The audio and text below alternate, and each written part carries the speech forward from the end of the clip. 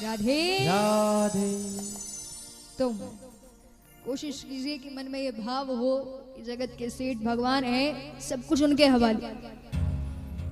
तो यही सब बातें सनत कुमार जो है वो नारद जी को समझा रहे हैं। नारद जी कहते अभी ये भी बता दीजिए कि कथा का विधि विधान क्या है, कैसे करना चाहिए, कब करना चाहिए। ये सुनकर के सनत कुमार कहते हैं कि देखिए, आप कथा कभी भी करा सकते हैं। कहा जाता है कि जिस दिन से कथा प्रारंभ हो जाए वही शुभ मुहूर्त है, क्योंकि भगवान का नाम लेने के लिए किसी मुहूर्त की आवश्यकता नहीं पड़ती। दूसरी बात, आप जब कथा सुने, एकाग्र मन से सुने, ध्यान से सुने, श्रोता बन करके सुने। सनत कुमार कहते हैं एक और बात ध्यान में रखना चाहिए, जब आप कथा सुनते हैं तो एक आसन होता है जिसमें बैठ करके कभी कथा मत सुनिए।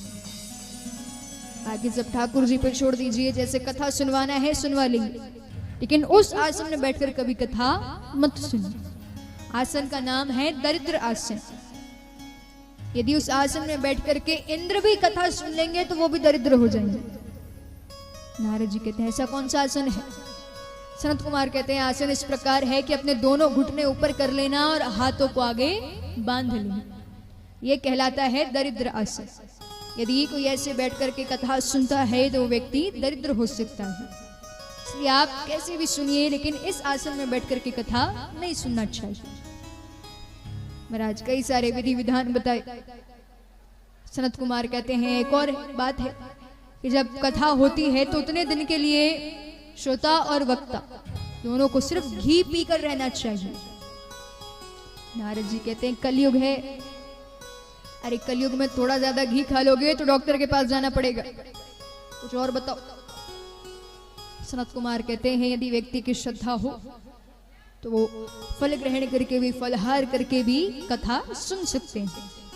बाकी जैसी जिसकी इच्छा, जैसी जिसकी श्रद्धा।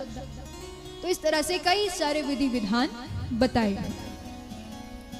अब महाराज जब ज्ञान वैराग्य भक्ति श्रीमद् भागवत महापुराण को सुनते हैं तो उनके सारे दुख समाप्त हो गए।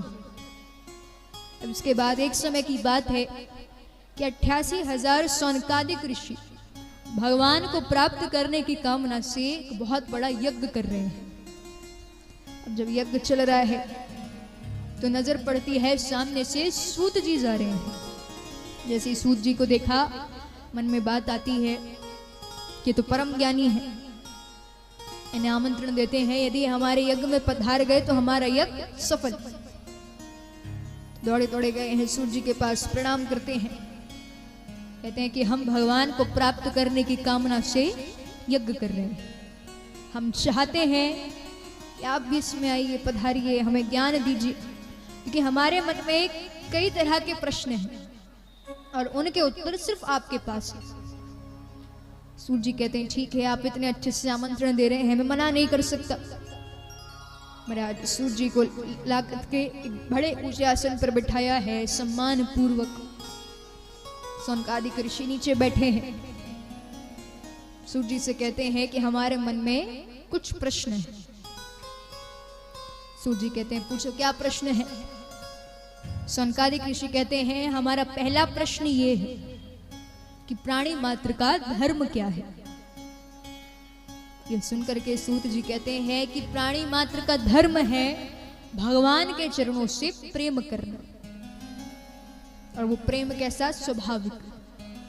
जिस तरह से एक माता अपने पुत्र से प्रेम करती है, भले ही उनका पुत्र विदेश में क्यों ना रह रहा हो, लेकिन दिन भर सोचती रहेगी यदि अभी यहाँ पर होता तो वो ये बात करता, वो ऐसा कहता, वो वैसा कहता।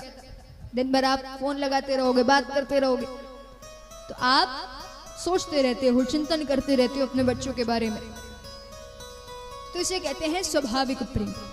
मतलब आप कहीं भी हो, कैसे भी परिस्थिति में क्यों ना हो, लेकिन सामने वाले व्यक्ति के लिए मन में विचार आते रहे।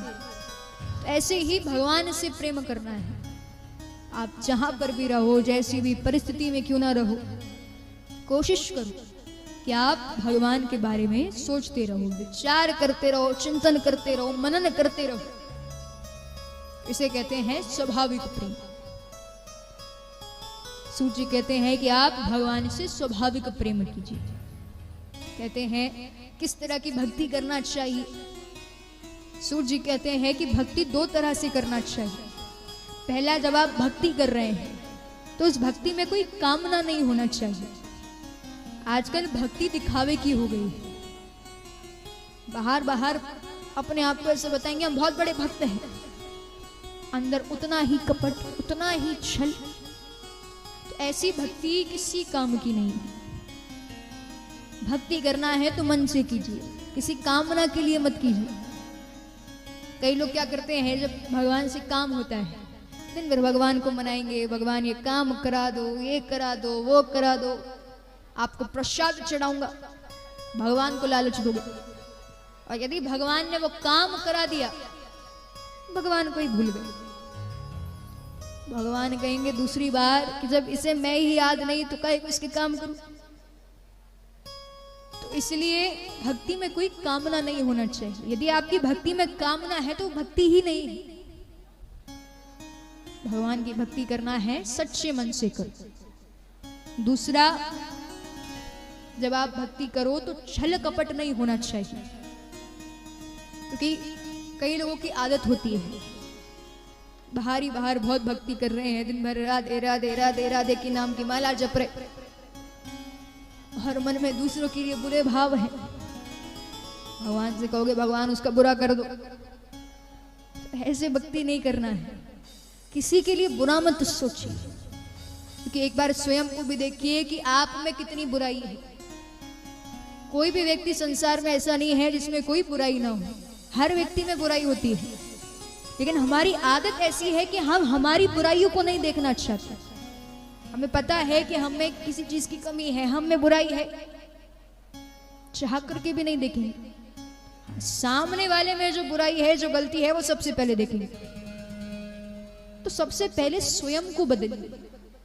जब तक आप स्वयं के विचारों को नहीं बदलेंगे, स्वयं को नहीं बदलेंगे, तो दूसरों से उम्मीद भी मत कीजिए। जब तक आप में बुराइयां हैं तो आप पर कोई हक नहीं आप सामने वाले को कुछ कह सकते, क्योंकि हमारे शास्त्र भी कहते हैं हम बदलेंगे तो युग बदलेगा। तो शुरुआत तो आपको करना पड़ेगा, क्योंकि महाराज आप अपनी इन दो आंखों से लोगों की बुराइयों को देखते हो, फिर संसार की पूरी आंखें आपकी बुराइयों को ढूंढेंगी। इसलिए दूसरों से बोलने से पहले एक बार स्वयं को देखिए कि आपने कितनी गलतियां करी हैं जीवन में, आपने कितना बुरा सोचा है लोगों का, आपने कितना बुरा कहा है लोगों के लिए, फिर दूसरों के लिए सोचिए। इसलिए शुरुआत स्वयं से, फिर दूसरों से कहें। तो अधिकतर लोगों के मन में यही चलता है कि उसके पास ये है, उसके पास वो है, मेरे पास क्यों नहीं है, मेरे पास भी होना चाहिए। तो आज के समय में व्यक्ति दूसरों के सुख को देखकर दुखी है। खुद के पास जो सुख है ये सोचिए कि वो किसी के पास नहीं है। जो आपके पास है शायद वो आज किसी के पास नहीं है। तो इसलिए दूसरों के सुख को देख करके दुखी होने से अच्छा है जो आपके पास सुख है उसको देखकर सुखी हो, क्योंकि भगवान ने जितना दिया है बहुत दिया है। तो कोशिश कीजिए कि आप जब भक्ति करें तो उसमें छल कपट ना हो, सच्चे मन से भक्ति कीजिए, किसी के लिए बुरा मत सोचिए और मन में बात बनाकर रखिए जो प्राप्त है वो पर्याप्त है। तो सूर्य जी कहते हैं कि जब आप भक्ति करो तो इन दो बातों का विशेष ध्यान रखो।